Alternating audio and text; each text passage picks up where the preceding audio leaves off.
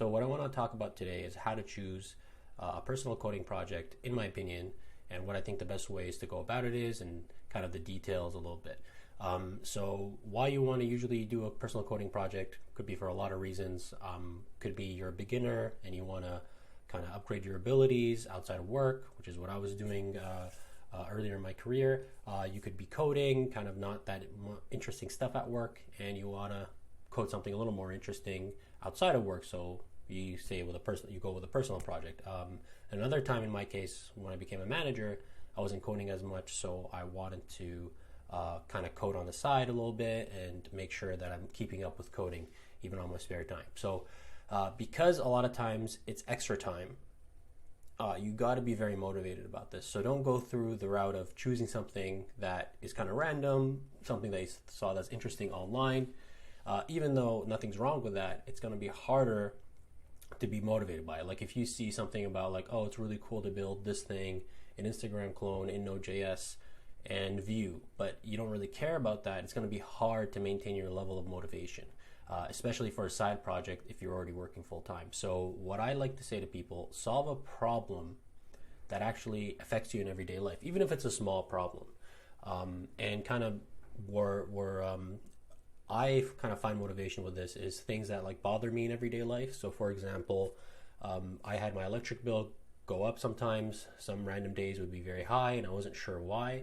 And I didn't like to check every single day on the portal and go and kind of go through their UI and kind of pick things and log in. It would take like 5-6 minutes, maybe 2 minutes, but like I was bothered by it. So I thought it would be cool if I kind of do this programmatically, you know, kind of log in automatically, pull the reports programmatically, and then send them to my email if they are above a certain number.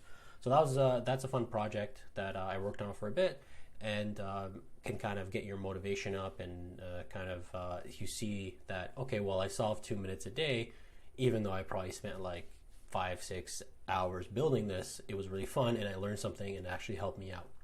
Another thing I did was in my grocery store downstairs, we had a thing where it was a survey to fill out. It had like a bunch of numbers, and it was ridiculous, and it took a lot of time to fill out the survey and enter these numbers manually, like the survey code. So I was building an app where you take a picture, it automatically collects that survey code and fills out the survey for you automatically and submits you for like a chance to win free groceries. So that's just quick examples of something for me that I found it motivating. This is what you kind of need to find and think about.